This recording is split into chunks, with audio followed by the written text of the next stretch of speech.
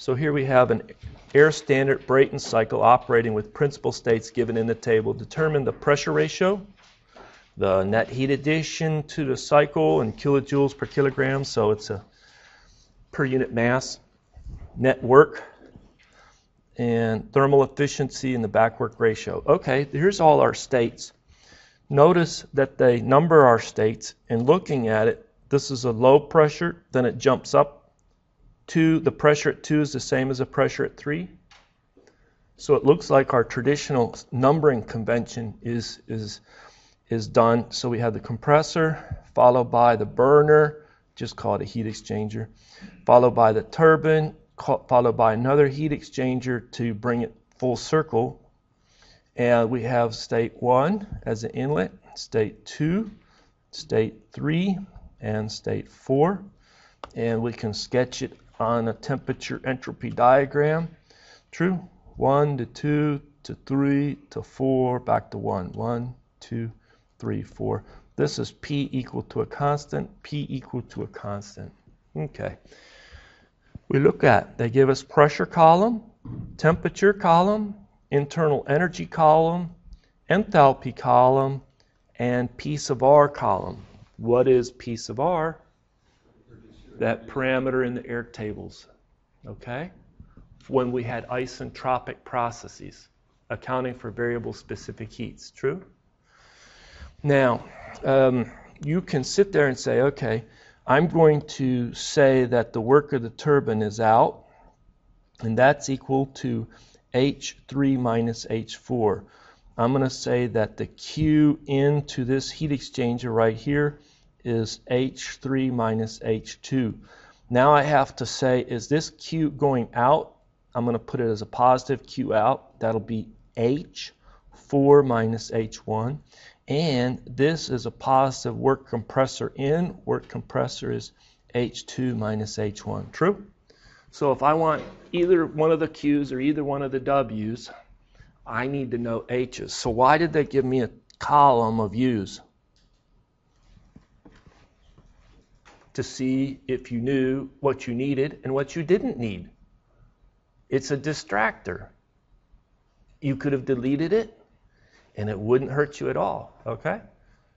But if a student starts to do a closed system analysis for the turbine or for the heat exchanger or for the compressor, and they start using those U's, what type of grade do they get on that problem for the exam? Low, because they were confused about what they were doing. True? So it's legitimate to put in distractors, which mean it's tempting, but it's wrong. So there you go. Again, what are these P sub R's? You can replicate this table, okay? So if you wanted to replicate this table, you could go in there to the air table, and let's say the inlet temperature at state 1 is 310, and you just look up P sub R. It's a function of temperature only.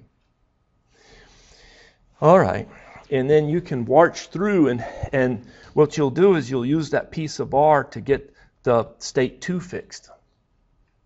Because the compressor is isentropic, unless you have some efficiency specified for the compressor, true? And so if it's isentropic, then S2 is equal to S1. Hence, PR at state 2 divided by PR at state 1 is equal to P2 divided by P1. And you can double check this and it'll work. It'll work. So that's how this table was built.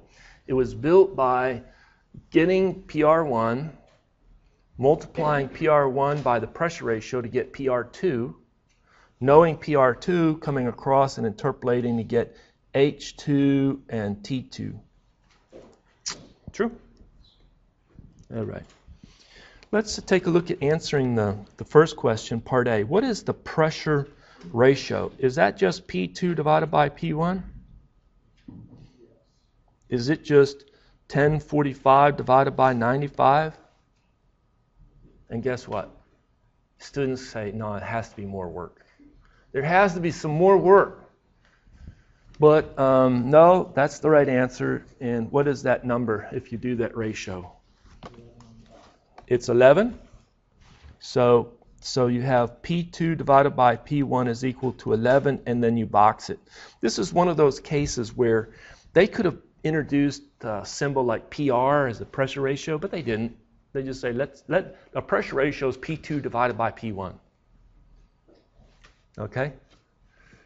And that's what you're looking for is equal to what you calculate, and that's how you box the answer. How about for part B? The heat addition for the cycle, this word net is confusing, shouldn't be there. Just what is the heat addition for the cycle? Isn't that lowercase qn? Isn't that H3 minus H2? Notice that this bold, and this bold, true? Those are typically things that are fixed. They tell you the inlet pressure, inlet temperature, and the maximum temperature. The maximum temperature of the cycle is at state 3, so it usually is specified. So basically, without repeating it up in the word statement, it's just shown here in the table.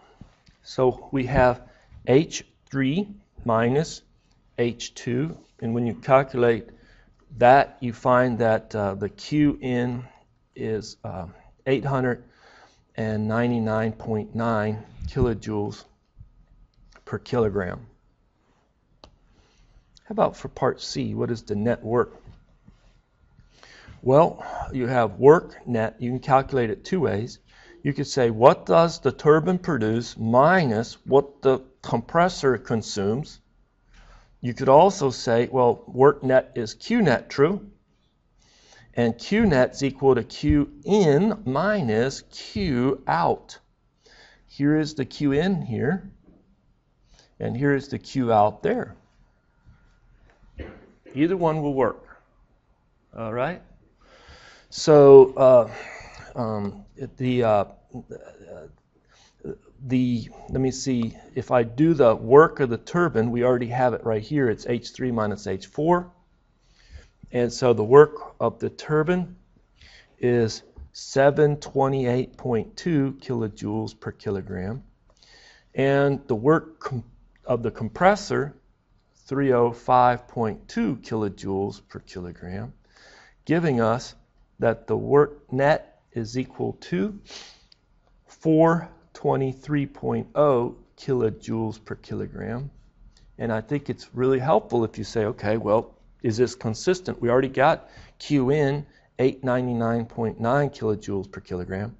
What is Q out in the other heat exchanger? 477. It sure doesn't look like this number minus that number is going to be the same as this number minus that number, does it? But it is. It is. Okay? Good. So that's part C. What is the thermal efficiency of the cycle for part D? Let's put it up here. The thermal efficiency is the net work divided by the Q in, true? And so that just is equal to the 47% for this data. So it's 423 divided by 899.9. And then the back work ratio for part E. The back work ratio. Well, that concept was already introduced for the vapor power cycles. So how much has to go back to feed the compressor of what was produced by the turbine? And so the back work ratio in this case is 41.9%. Very large number. That back work ratio is the 305.2 divided by 728.2. So now this is the reason that gas turbine engines were developed much later in time than steam engines. Those simple vapor power cycles. Those were back work ratios 1-ish, 2-ish%, true? And so you could have a lot of inefficiencies and the thing would still run. If you have some inefficiencies in the compressor and some inefficiencies or irreversibilities in the turbine, this thing quickly stops working because it has such a high back work ratio. Okay, so there you go. But if you get the compressor to run well and the turbine to run well, this is a great power plant. It produces a lot of power for little weight of the equipment. And that's why they use in flying machines, in helicopters. Gas turbines are the primary source of power in helicopters. Tremendous power, low weight.